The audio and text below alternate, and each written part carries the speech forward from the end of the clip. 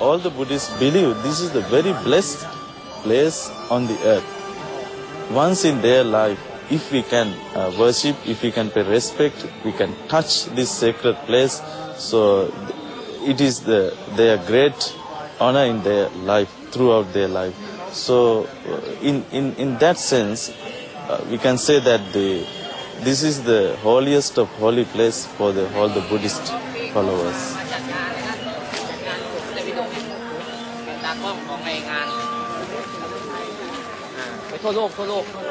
Coming to Bodhgaya every year has opened up a new possibility for me to practice. My mother brought me here when I was 5, and of course I don't remember what it was like when I was 5, but every time you come here, something different affects you. Bodhgaya is a magical place. It's a place where we can feel incredibly inspired by the people's devotion and their sincerity. And when I see that, it opens my heart.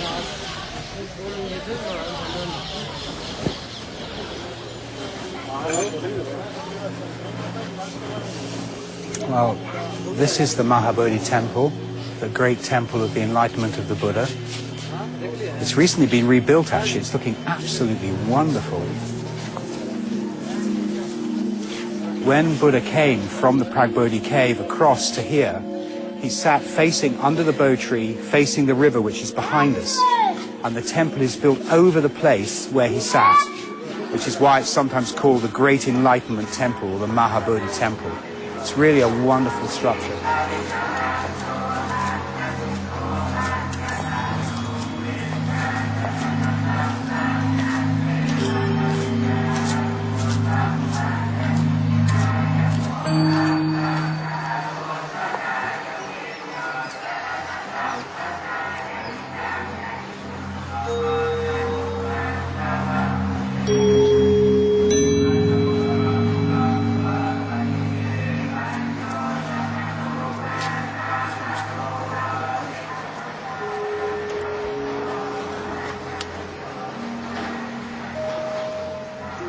In the beginning, I was just planning to stay here, like for a week, for the Gamaba class and for the Kakumonglan, and after that I will leave to somewhere else to look around India. But after that, I just stay here, and I couldn't go.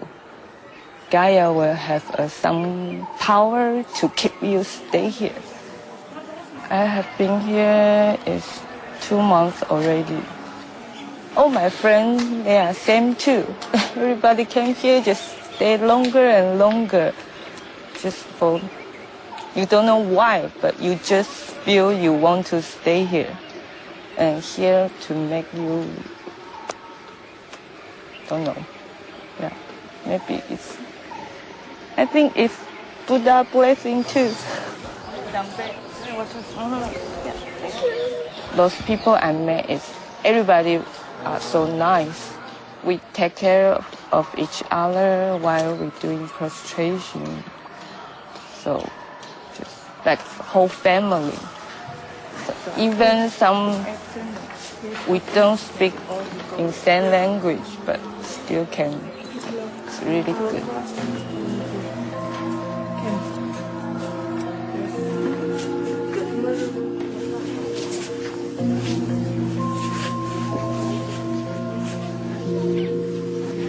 As we enter the temple, there are a couple of bells. They don't have clangers, but anyway, I'm going to ring them. It's a tradition when you enter a temple to announce your presence with the bells. And then here's a wonderful thing. This is an 8th century gate, parlor gate, which is the entrance to the temple proper. As you can see, festooned with beautiful garlands of marigolds.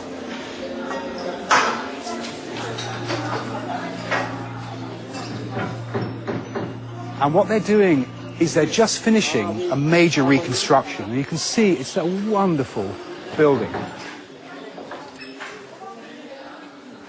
As we enter through this porchway here, we enter into a purely Buddhist world.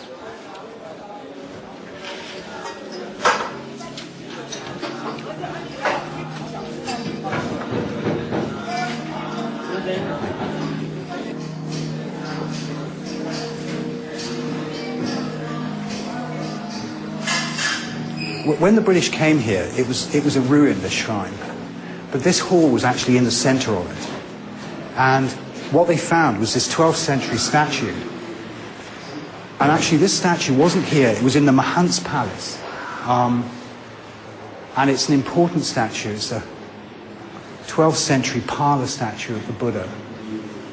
And as you can see, he's on kusha grass. He's not on a lotus throne like most Buddhas are, because this is how the Lord Buddha sat. And this is the point of enlightenment. This is the place of enlightenment. And you can actually see beneath, there are signs of the original Vajrasana sitting there, which is what this is, which is why pilgrims come forward and they get blessings from it, praying in this way.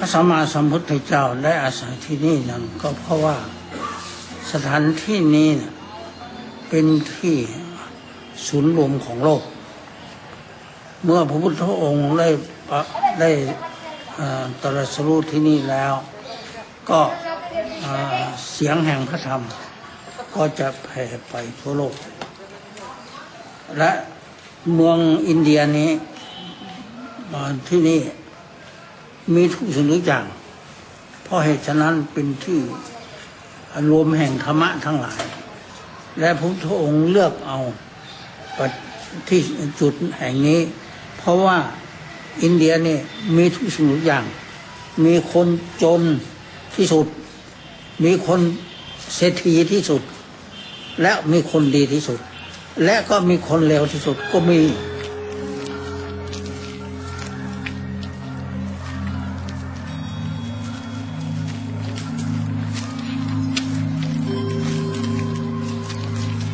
ในชีวิตนี้ภาคภูมิใจมากยิ่งกว่าโอกาสอื่นมาที่นี่แล้วแต่ไปโลกทั้งหมดสู้มาที่นี่ไม่ได้เพราะเป็นที่อันทรงเกียรติในที่สุดประเสริฐที่สุดในโลก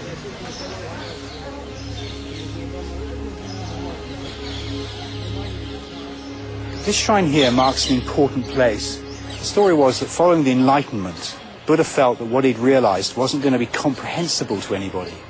It was so simple yet so profound and had nothing to do with worldly gain and loss, fame and blame, all the things that makes the world go round, that he was resolved not to teach. He was just going to live in the forest on his own. And then the king of the gods came to talk to him and said, look, there'll be some people who are close enough to this realization to understand you. Please teach. And that's why he did.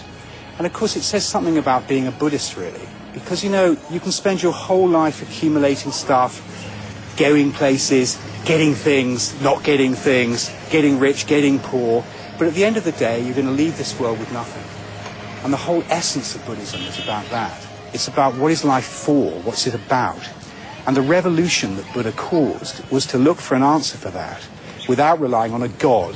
So it wasn't that you were doing something to please a god, or doing something because a god was angry with you, or doing something because a god is going to make you better. It came down to you, yourself, what you actually see and get from the world. That's the great insight that Buddha had.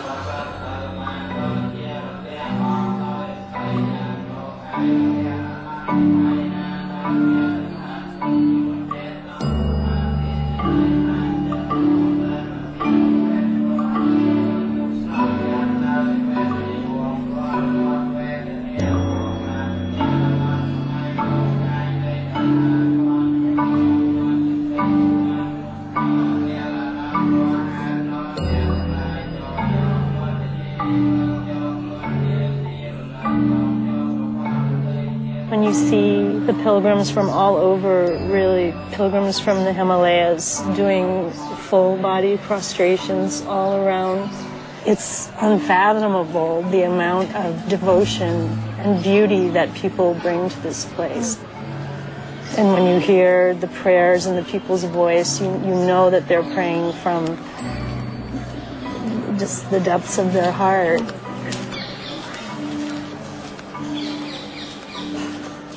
I remember the first time that I saw the Bodhi tree, and I just thought, this is extremely powerful. This really is a sacred place. And I was just so shocked. And, you know, I didn't know that there really were places that had power, you know, and not in a New Age way, but in a very real, concrete way. And things just start to happen.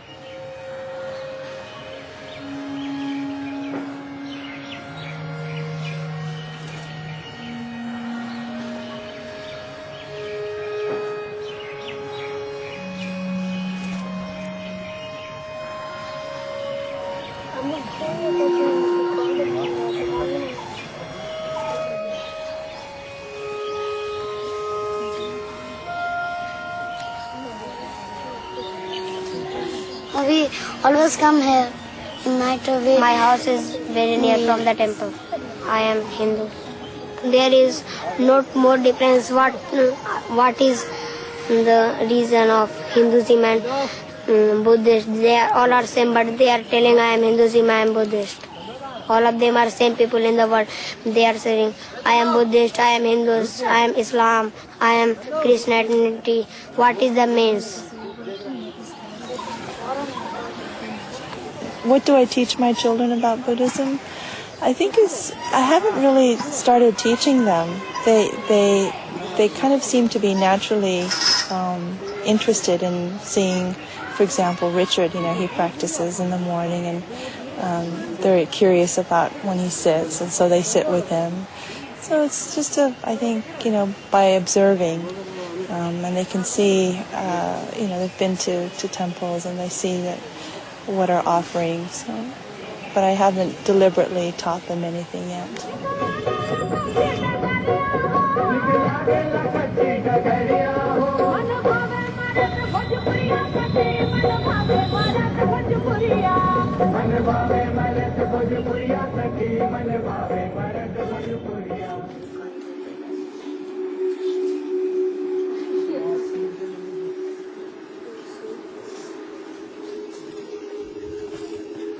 All the Buddhas of this eon are going to be enlightened in Bodhgaya. And here we are facing Bodhgaya with this amazing view over the Naranjana River.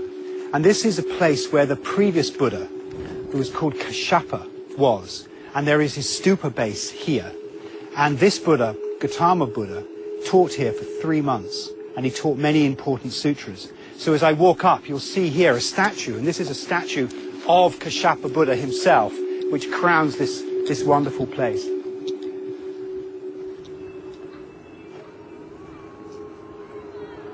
I used to be a chief executive of a pharmaceutical company, and I've recently retired from that.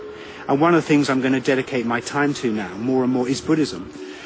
I first came here in 1972, so I've been involved with Buddhism now for 34 years. It's a long time. And, you know, I've studied it. I've studied both in the Mahayana, which are the northern schools, and in the Theravada, which is the southern schools. But, you know, as I've studied more, I've realized that there are real commonalities between these traditions.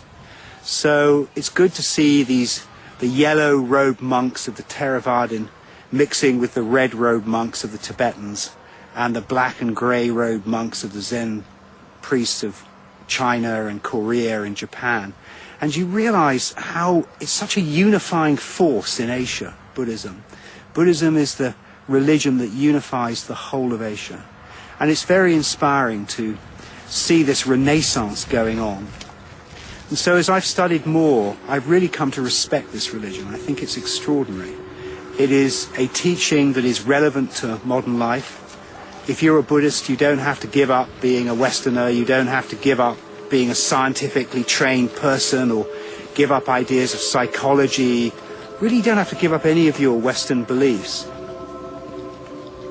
It's an extraordinary thing to think that 2,500 years ago, there was a man who had insights which are still resonating now.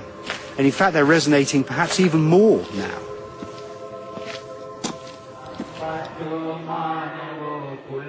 I'm very fortunate that my wife runs a charity here called the Light of Buddha Dharma Foundation International, which is dedicated to recovering the Dharma in India. So I've been assisting her here in Bodhgaya. and she's been organising the Theravada Munlam here. It's a great privilege to be here, and it's only through my father, Tartan Tuku, that I am here.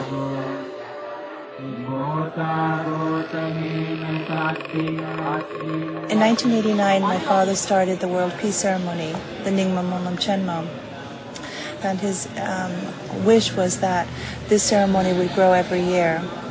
And so with this wish, he has always supported the Theravada tradition by providing them lunches and also their evening offerings.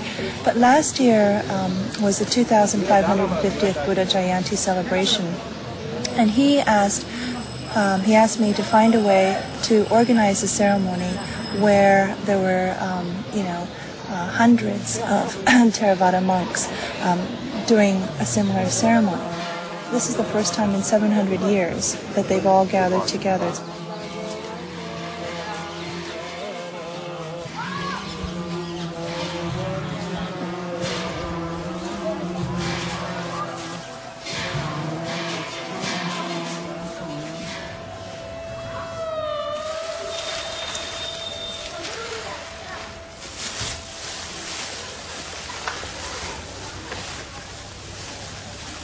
The planning goes back to, you have to, the printing, for example, of the books and designing that, and then we have several other books that we're going to be giving away.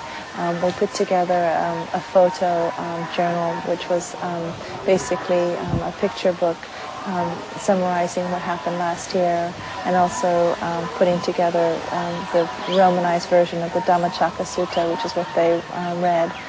So that took some time, and then we put together a pilgrimage guidebook for all lay devotees that we'll be giving away, and that guidebook is really to inspire people to make pilgrimage to these holy places.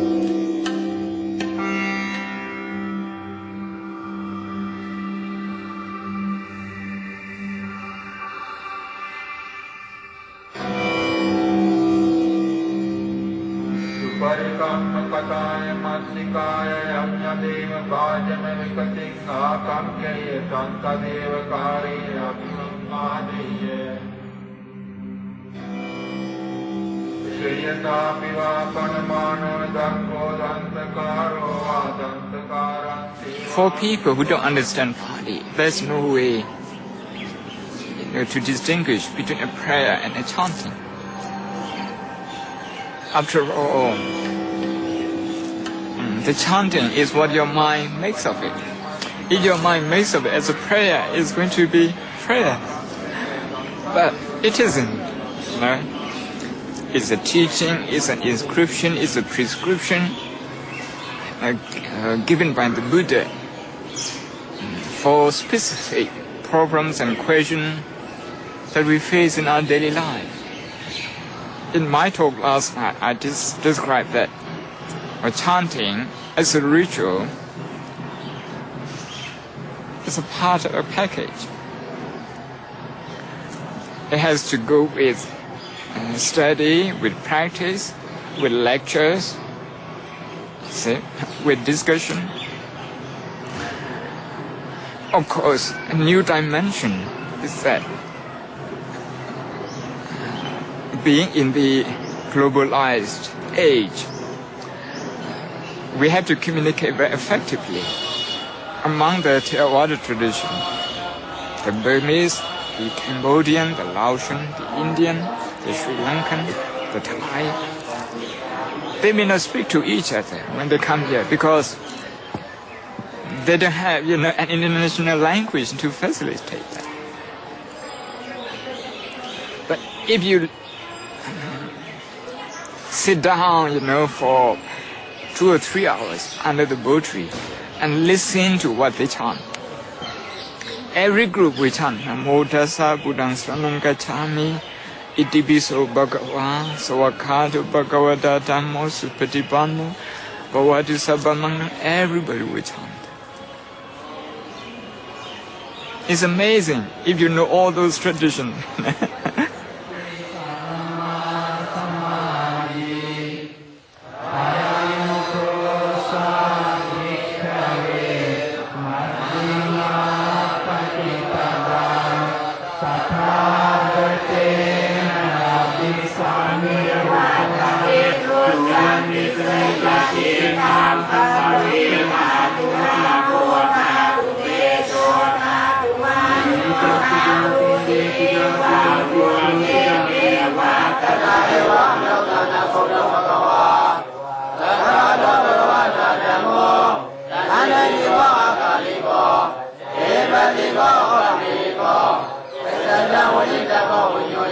This is a very good diagram of the whole collection of the Buddha's teachings here. We have the Pali Tipitaka, which consists of the Vinaya Pitaka, the Sutta Pitaka, and the Abhidhamma Pitaka. What we've given away at this year's ceremony for the first time is the Digha Nikaya volumes, and that consists of 3 volumes. And our intention is to give away the complete set of the Tipitaka over a 6-year period. And we think it's something like 52 volumes.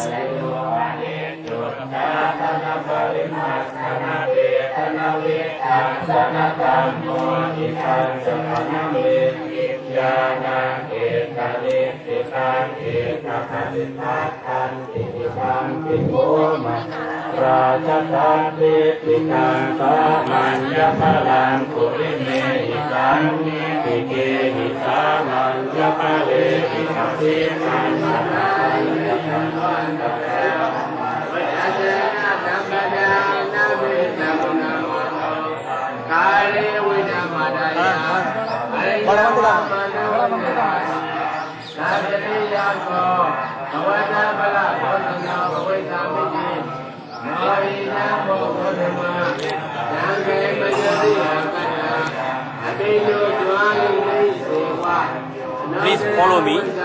Sangata. Sangata. Deva. Deva. Idano. Idano. Punyapade. Upanade. Tapa sadana. Tapa. Sapa sadana. Sapa sadana. Ajima. Ajima. Sadhu. Sadhu. Sadhu. Thank you so much. Thank you. So we first started by giving to the elders on the west side, and we gave to the Sri Lankans and to the Bangladesh and to all India Bhikkhu Sangha. And then we moved to the Thai side. We gave it to the elders on the Thai side, and most recently we've just given it to the Burmese abbot.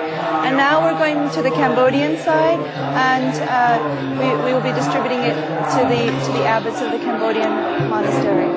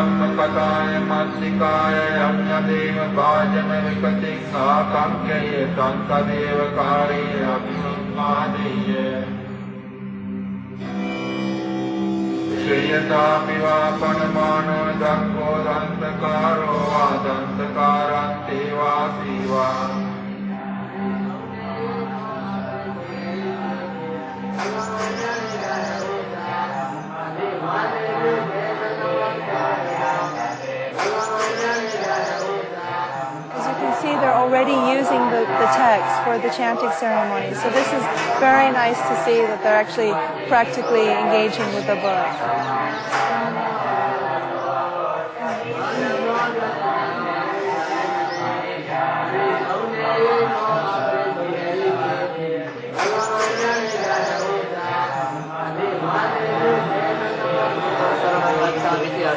Are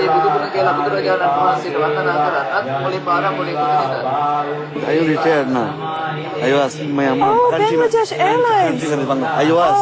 I was in Bangladesh. Can I ask you that you go and ask some of your colleagues to please help sponsor the monks from Bangladesh, because the monks travel here is quite expensive. So if we can have a discount price for the monks to travel here, this would be great. I will be at Chittagong. If I get invitation, then we have to process file from our Chittagong manager. Yes. He can to head office. Yes. So if they agree, then we can do it. Wonderful. But we can request. You can request. But That's right. You can request. Please give your visit. I will give it to you this afternoon. I'll bring my card. We're really trying to get access to the Indians and to the Bangladeshis who are in some ways the least educated. So by sitting all together under the Bodhi tree, they're learning from the Sri Lankans, they're learning from the Thais, and even little things like sitting together for a meal. They're so excited that they can have access to Thai food or to Cambodian food, and little things like that create an umbrella.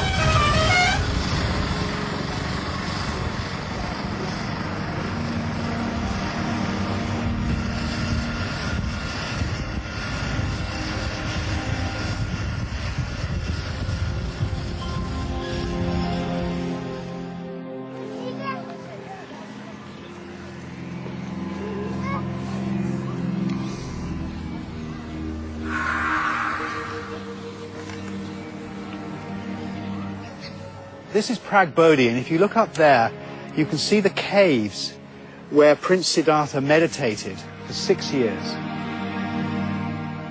He eventually abandoned his quest to meditate his way to enlightenment through austerity. And he came down this hill here, and then he walked down the line of these hills to the Sujata Stupa.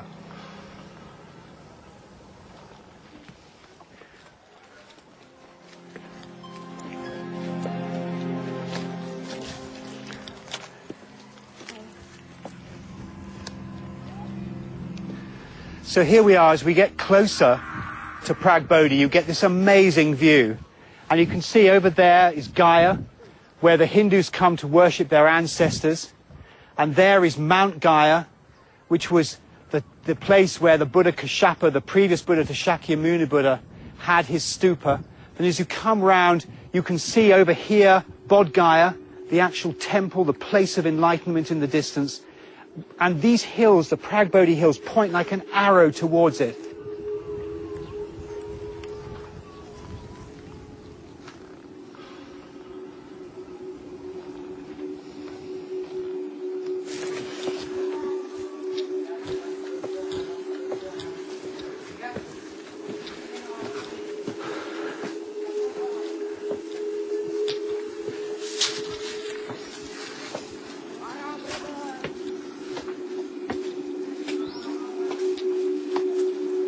Well, there are two caves. No, I think the caves are here, above.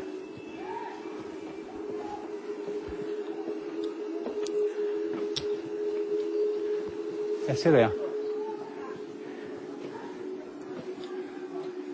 This is a real cave complex where the fronts of the caves have been built over to create little buildings, but actually there's a natural cave behind. And they're burning butter lamps, votive offerings, and offering gold leaf. And then in here is the cave itself. When you look inside, you can see a statue glowing in the dark light. And this is the statue of Buddha as he was, after he had meditated for so many years without eating, practicing self-mortification. You can see that he's completely emaciated and has no fat on his body at all. It was in that state that he left this place and went down to Bodhgaya.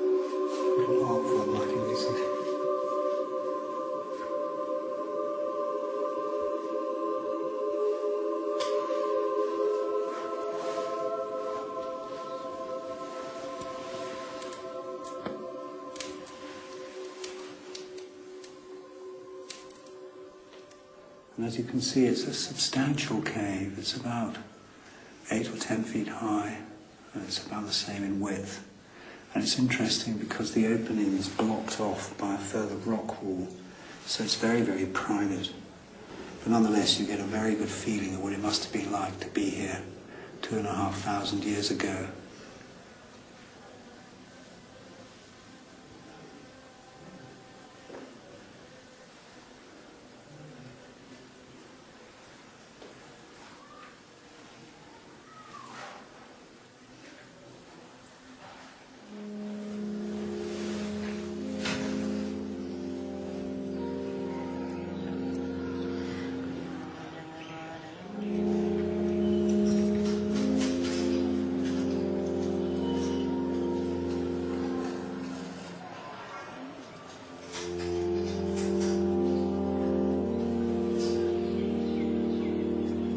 One thing I really want to do more is help recover the Dharma in India and help in the training of monks in any way I can by being a donor and by assisting the structuring of this activity. So that's one of the things I really want to do.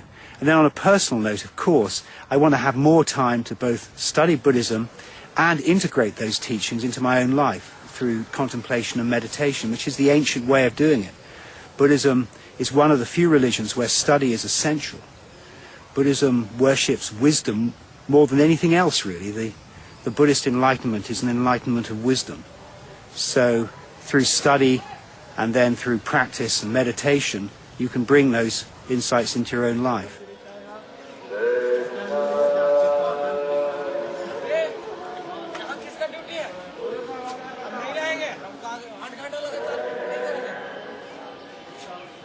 All spiritual practitioners would like to offer liberation to people so that they free themselves from problems and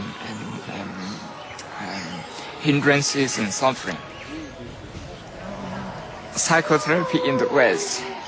As a psychotherapist, all I'm interested in you as my patient is to solve your problem here and now. After you go away, I don't mind what you do. But Buddhism, the Dhamma, comes as a package. It teaches us something similar to psychotherapy. It provides a service similar to that. And more than that, it also teaches us that our action affects other people, and we're affected by that action.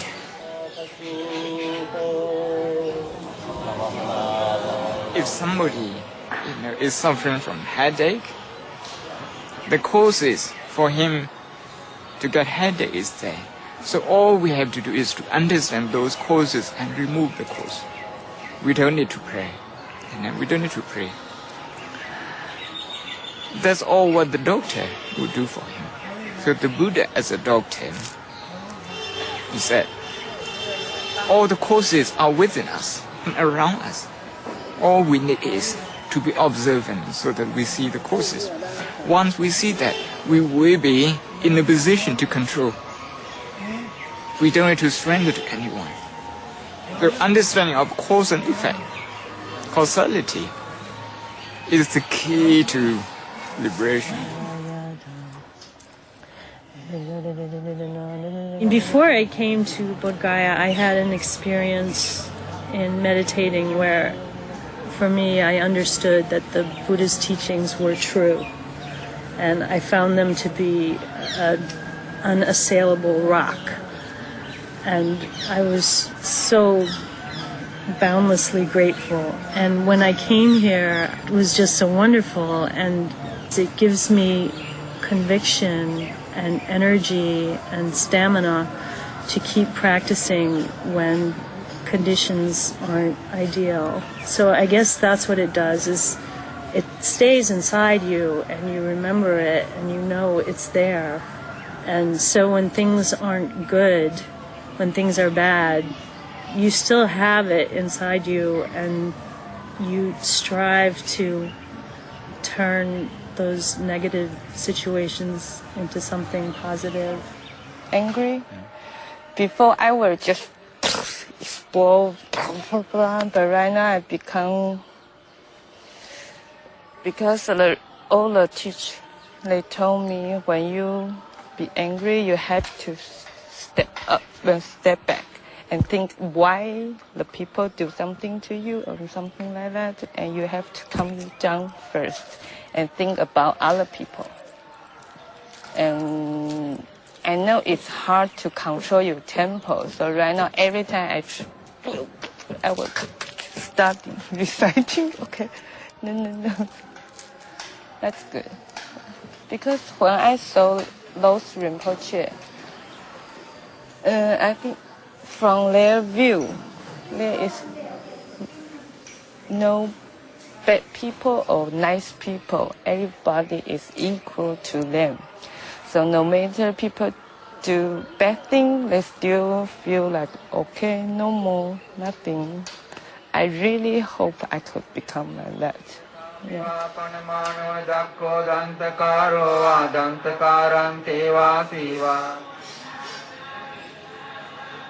Evameva ko manava bhikkhu evam samahite citte parisuddhe pariyodate anangane vigatu pakkilese mudubhote kammaniye kite amin. When you recite these teachings, even though I can't understand them myself, I don't read Pali, I don't understand Pali, but there's something very inspirational when you hear these chantings. And so it's a chance not only for the monks to learn from each other, but from the devotees aspect to hear these chants being recited again. And we feel like there's great merit and great blessings when these monks who are chanting this. And of course, rather than it being a Thai or Burmese aspect, we're all sort of coming back to the original teachings, and we're all chanting something that we can't, be sectarian about. We're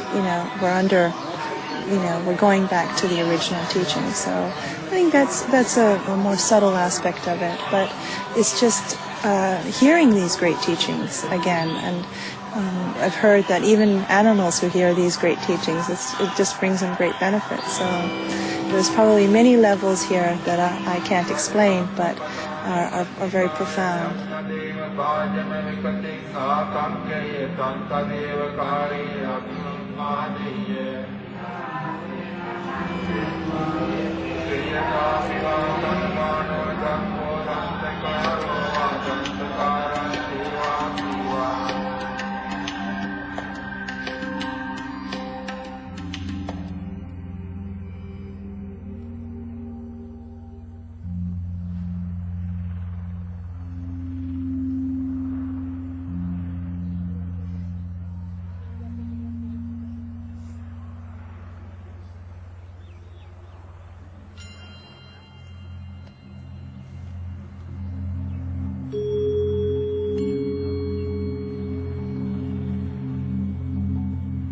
In the time of the Emperor Ashoka in the 2nd century BC, Buddhism, of course, was a state religion.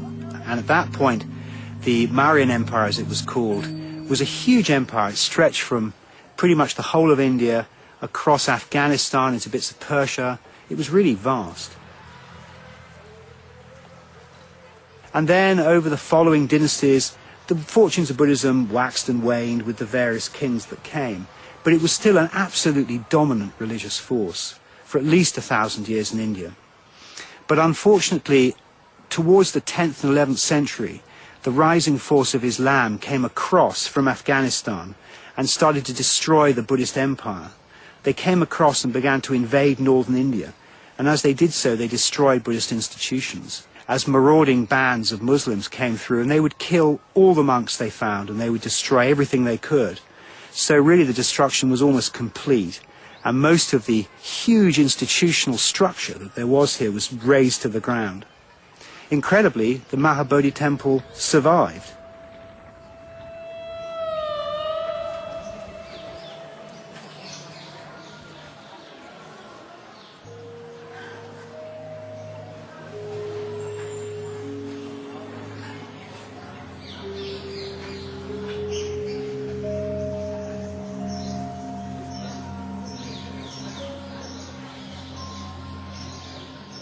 Normally I woke up at like 4 o'clock or 5 o'clock and came to the temple and do some kora.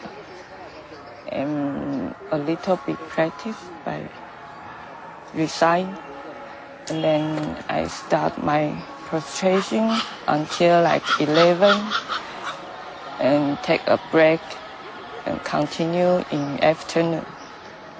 Why I'm doing prostration is it's the way you can become Buddha, and it's the way to purify yourself.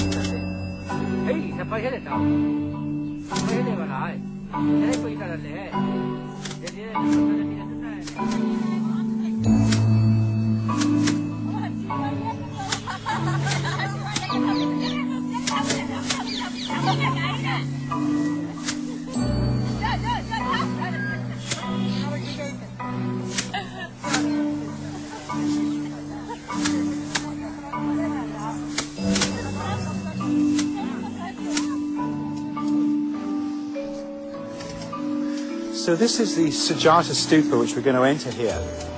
And this commemorates where the Buddha received the meal of milk from the maid Sujata before he crossed the river. And you can see the river just there to go to Bodhgaya itself. And it's interesting, this village is still the same village. It's a Sujata village, so there's a 2,500-year-old village here. And this stupa, which they've now excavated, last time I was here it was just a dome of earth, is an ancient stupa. This brick here is about 9th century, and in the center of it there's almost certainly an Ashokan core going back to the 2nd century BC.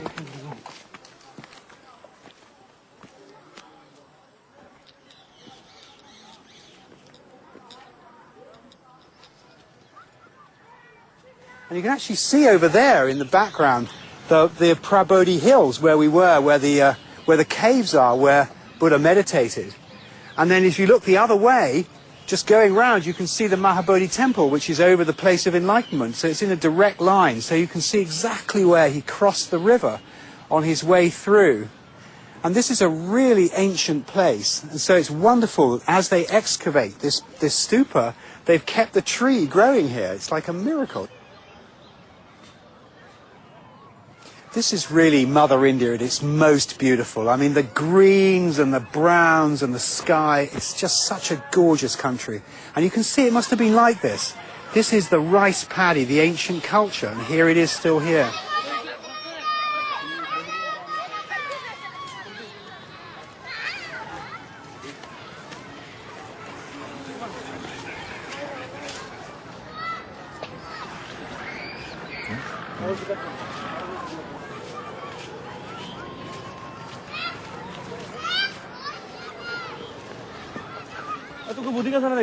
And where have you come from to come to the ceremony? আমরা বাংলাদেশ থেকে এসেছি এখানে সূত্রপাঠ এবং ধর্মবিনয় নিয়ে আলোচনা করার জন্য। এই যে বুদ্ধগয়ার বুদ্ধিবৃক্ষের নিচেই আমরা ওখানে সূত্রপাঠের অংশগ্রহণ করেছি। আমরা প্রায় 70 জনের মতো বাংলাদেশ থেকে এসেছি। How do you find it meeting so many other of your Theravadin fellow bhikkhus from around the world? এখানে যারা ভিক্ষু সংঘরা এসেছেন, থেরাবাদী ভিক্ষু সংঘের মধ্যে শ্রীলঙ্কানি আছেন, বার্মিজ আছেন, লাওসের আছে, কম্বোডিয়া এবং থাইল্যান্ডের আছে। ওদের মধ্যে সৌহার্দ্যপূর্ণ আমাদের অবস্থান হয়েছে, তাদের মধ্যে একটা আমাদের মধ্যে ভ্রাতৃত্বভাব, মৈত্রীভাব সৃষ্টি হয়।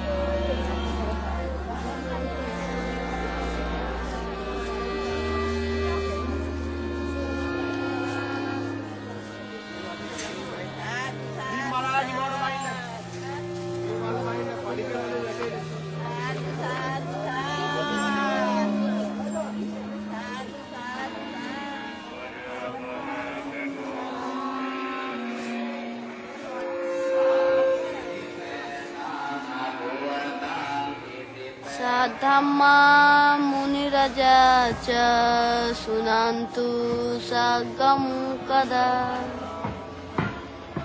Dhamma savana kalo ayam badantati.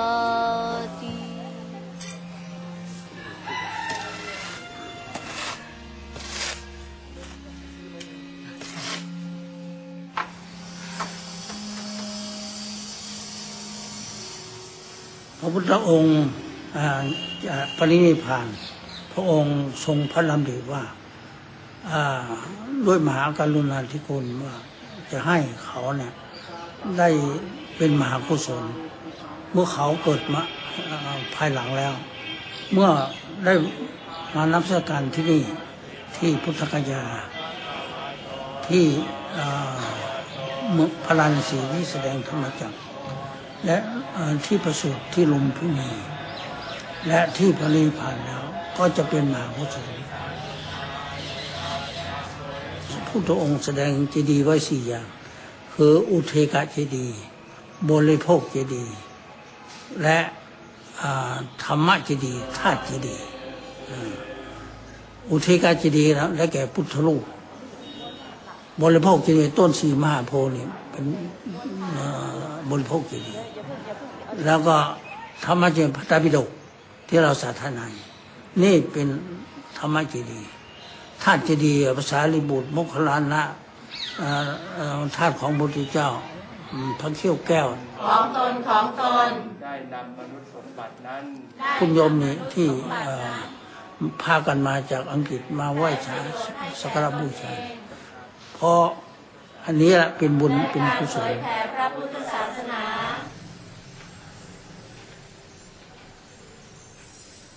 On February 2nd, the relics arrived from Calcutta and from Sri Lanka. And now that we have the relics here in Bodhgaya, what does this mean? We are having something which is coming from Buddha's own, apart from his teaching. So we have something to respect to him. We are having the tooth relic of Buddha, which is his own body, which means we are blessed to have, and we feel that we are very blessed to keep and pay respect.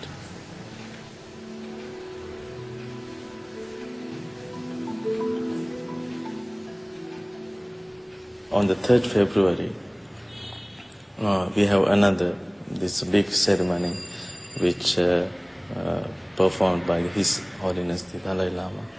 He came here and he did some very special prayers and blessings, puja and honorings with other Theravadians, monks and other lamas. Then after that, we enshrine this ceremony.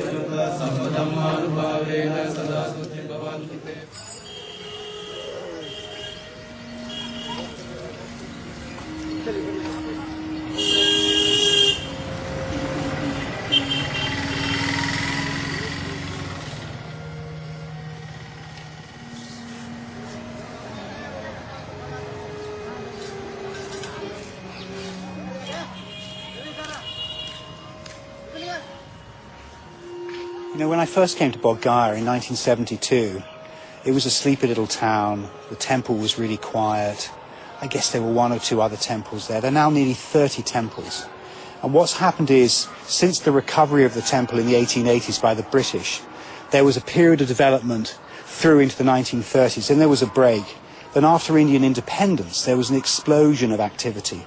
And now there's real chance of Buddhism being re-established in India, because there are many, many temples here and there's real potential for developing this place further. And I think it's a very exciting prospect for Bodhgaya.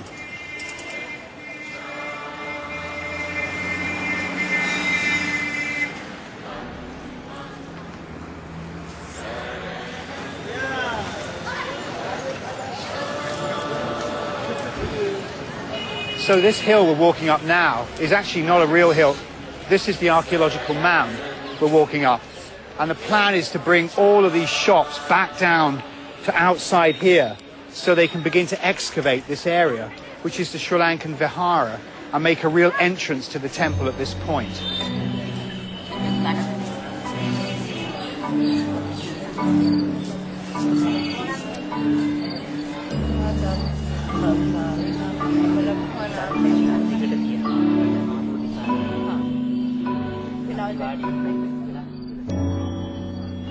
And now we've come to the Bo tree itself. Now this is a sapling that was planted at the time of 1890s from Colombo. Of course, the original tree would have been in the center of the temple now, because that's where the Vajrasana is. This is like an outer Vajrasana, and you can see people worshipping here and praying. And it's a wonderful place to sit and just be quiet.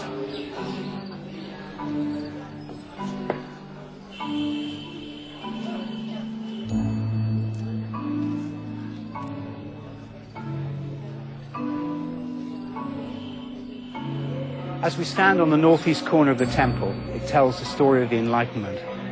For the first week, the Lord Buddha sat on the Vajrasana without moving. The second week, he traveled the whole cosmos, the so-called 3,000s of worlds.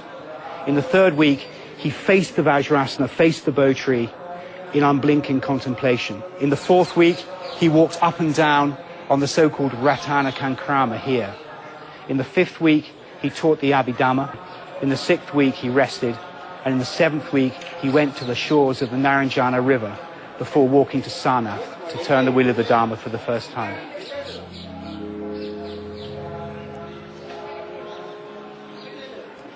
This is a very famous statue of Tara. And last year, it was issuing tears, and it was causing a great miracle amongst the pilgrims. And pilgrims often come up and pray at this wonderful Pala statue.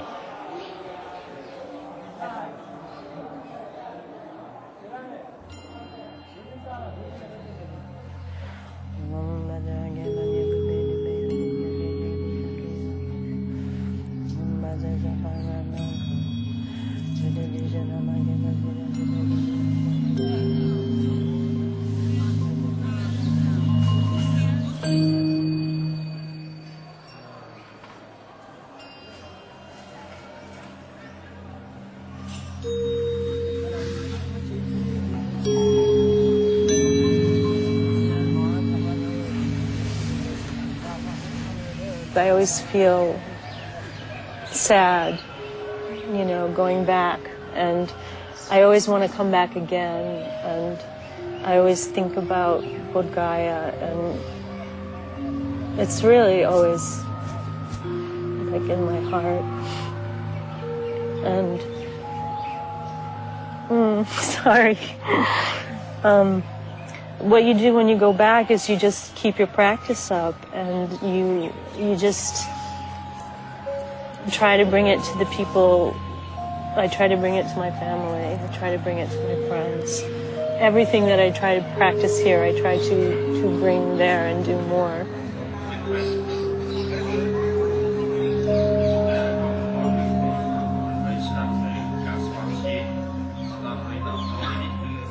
I hope pilgrims who have come to Bodhgaya will take some inspiration. Faith is important. Okay. When the Buddha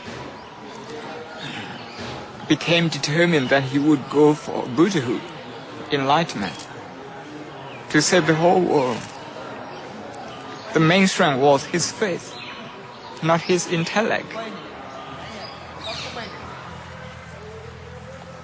There were 6 of them at one time, sometime in the forest somewhere near here. 6 of them.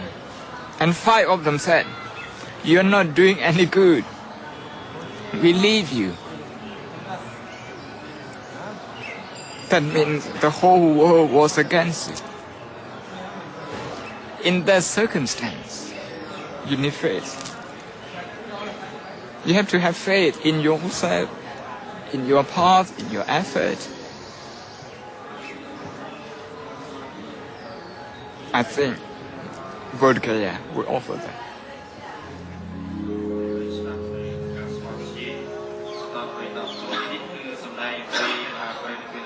First, yeah, it's painful for my body, and the pain is killing me, and I start to think, why I doing that? Why should I? Why? And sometimes you feel, no, I want to stop it. I don't want to do it because I was sick, body pain, and I had fever, and I got terrible cold, but still really have some voice tell you, you should do it, and truly believe it really can change you something inside. When you do that, and you know you change it. Yeah.